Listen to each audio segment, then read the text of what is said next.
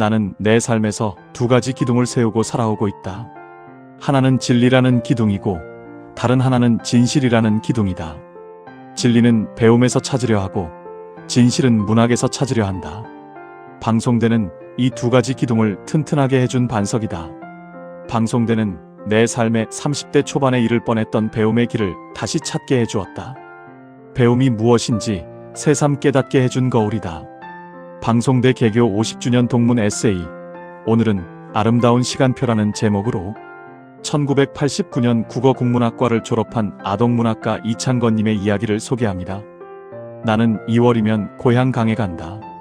거기서 마음의 묵은 때를 씻는다. 몸에 붙은 티끌을 턴다. 그리고 겨울의 끝자락에서 불어오는 알싸한 강바람을 마시면서 나를 새롭게 한다. 나는 흐르는 강에게 스스로 묻는다. 나는 정직한가? 나는 진실한가? 나는 순결한가? 그리고 눈을 감는다. 이런 고향의 강에서 제일 먼저 나를 반기는 건 버들강아지다. 꼬리가 짧은 2월의 버들강아지들이 연기가 나는 강 언덕을 바라보며 멍멍멍 짖고 있습니다. 누가 오는가 봅니다. 봄 소식 전문. 내 고향은 경기도 가평 북면 명지산 계곡 오목골이다. 태어난 곳은 아니지만 내가 자란 곳이기에 지금까지 마음이 떠나지 않는 땅이다. 그래서 나는 그곳을 나의 고향이라 부른다. 오목골에는 초등학교 2학년 때까지 내 유년의 강이 흘렀다. 그곳에서 나는 동네 개구쟁이들과 함께 여름에는 멱을 감고 겨울에는 썰매를 만들어 즐겨 놀았다. 봄에는 동네 누나들과 냉이와 달래를 캐고 찔레순을 꺾어 먹으며 놀았다. 혼자 심심할 때는 뒷산에 올라 하얀 찔레꽃을 따다가 외할머님께 드리기도 했다. 비가 내리는 일요일날 가을에는 만수와 창수, 희옥이랑 아침부터 붉은 알밤을 줍기도 했다. 내 동시 대부분의 체험은 이 유년의 강에서 기원한다. 내가 동시를 쓰게 된 것은 내 삶의 큰 행운이었다. 동시는 내 삶을 완전히 바꾸어 놓았다. 내 삶의 목표와 목적이 문학일 수 있게 했다. 동시는 내 삶이 심란하고 어려울 때 나의 영혼을 위로하고 평화가 되어 주었다. 나의 삶을 더 푸르고 아름답게 가꾸어 주었다. 동시가 있어 행복하고 동시에 감사하다. 문학 작품 중에서 동시는 잘 올려지지 않는다.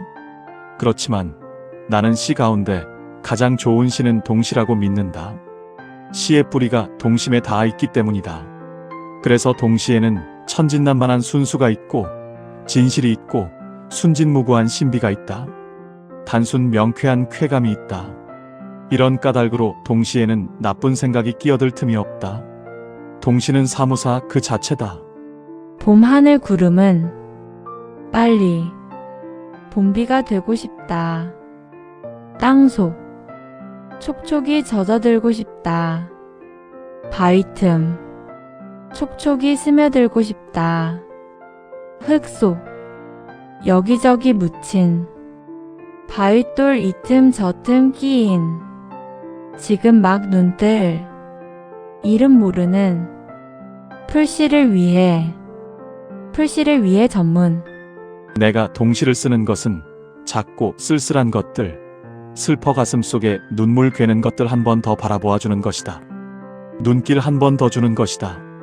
동시는 아픈 어린이들의 마음과 영혼을 도닥거려줘야 한다. 슬프고 쓸쓸한 어린이들에게 평화가 되어야 한다. 신에게 사랑이 없으면 설 자리를 잃듯이 동시도 사랑이 없으면 설 자리를 잃는다. 동시는 사랑의 문학이다. 그래서 나는 동시가 이 세상의 어린이와 어른을 위로하고 구원하리라고 믿는다. 동시는 동심의 바탕에 시심을 얹어 빚어낸다. 좋은 동시는 동심과 시심이 적당한 거리에서 서로 부르며 대답할 때 나온다. 동시는 어른에겐 어려운 시다. 결코 쉬운 시가 아니다. 동심 없이는 쓸 수 없는 시다. 동시는 동심의 본질을 찾고 인간의 원형을 캐는 문학이다. 하느님이 세상을 만들고 손에 씨앗을 들고 다니셨다. 어디다 뿌릴까? 어떤 씨는 바다에 뿌려 바다 풀이 되고 어떤 씨는 땅에 뿌려 꽃이 되고 나무가 되고 하늘에 뿌린 씨는 별이 되었지. 나도 하느님 손에 든 작은 씨앗인데 지금 여기인가? 씨앗 전문. 삶에는 시기시기마다 완수해야 할 중요한 것들이 있다. 자아를 실현하는 일도 그 가운데 하나다. 그 목적을 이루기 위해 종교 생활을 하기도 하고 건강한 신체를 위해 운동을 하기도 하고 지식을 쌓기도 한다. 나는 공부가 하고 싶었다. 배움이 나의 가장 절실한 소망이었다. 1968년 가정 형편이 어려워 대학 진학을 포기하려고 했다. 그해 처음으로 대학 입학 예비고사가 있었다. 대학을 가려면 그 시험에 합격해야 했다. 대학 정원에 1.5배를 뽑았다. 대학에 가려는 학생들은 예비고사 점수로 희망대학에 지원하고 본고사를 치러 선발했다. 어느 날 영어를 가르치던 육일수 선생님이 나를 불러 대학은 못 가더라도 예비고사 시험은 한번 치러보라고 했다. 아마 나 말고도 두서너 친구한테도 그렇게 권유한 것 같았다. 나는 예비고사에 들었음에도 대학 진학의 꿈을 접고 말았다. 그런데 1969년 2월 말쯤이었다. 형님은 내게 춘천교육대학 전형이 아직 안 끝났으니 원서를 내보라고 했다. 1971 춘천교육대학을 졸업하고도 4년제 대학에 편입하고 싶었다. 다른 친구들도 다투어 대학에 편입한다는 소식들이 이어졌다. 그 무렵 한국방송통신대학이 세워졌다. 그 후 5년제 학사과정이 생겨 1985년 국문학과에 편입했다. 정말 기뻤다. 공자가 말하는 배움의 기쁨이었다. 나는 목적 없이 살고 싶지는 않았다. 내가 어디까지 뻗어가는지 나 자신을 시험하고 싶었다. 내가 국문학과에 들어간 것은 문학에 대한 열정 때문이기도 했다. 교육대학에서 공부할 때 가장 열심히 들은 과정이 이승훈 교수의 실론이었다. 그분은 꼭 파이프를 문채로 강의실에 들어왔다. 그리고 한 손에는 영자지를 들고 와서 담배를 피우면서 그날의 외국 소식을 안내해주곤 했다. 그리고 시 한 편을 읽으면서 실론을 가르쳐 주었다. 머리에 쏙쏙 들어오는 명강이었다. 나는 그분의 영향으로 시에 빠져들었다. 선생님보다는 시인이 되고 싶었다. 그 무렵 시인이나 작가로 등단한 교우들도 있었다. 최돈선이 시인으로, 이회수가 소설가로 문단에 이름을 올렸다. 나도 그들처럼 문학의 꿈을 이뤄 방송대에 편입하기 전 1981년 한국아동 문학에 동시어머니로 김종상 선생님의 추천을 받아 아동문학가로 등단해 있었다. 나는 부족함이 많은 사람이다. 지혜도 그렇고 인내도 그러하고 의지도 그러하다. 그래서 나는 하느님 앞에 한없이 나약한 존재임을 늘 고백한다. 아이들을 가르치면서도 그랬고 동시를 쓰면서도 그렇다. 이슬 한 방울이 풀잎에 맺히고 채송화가 꽃잎을 여는 것도 하느님의 순결이 없으면 안 되는 일인 것도 알았다. 하느님을 사랑하려면 나는 한없이 작아져야 한다. 내 작은 삶이 하느님을 더 커지게 해야 한다. 강물이 바다로 모이는 것은 바다가 낮기 때문이다.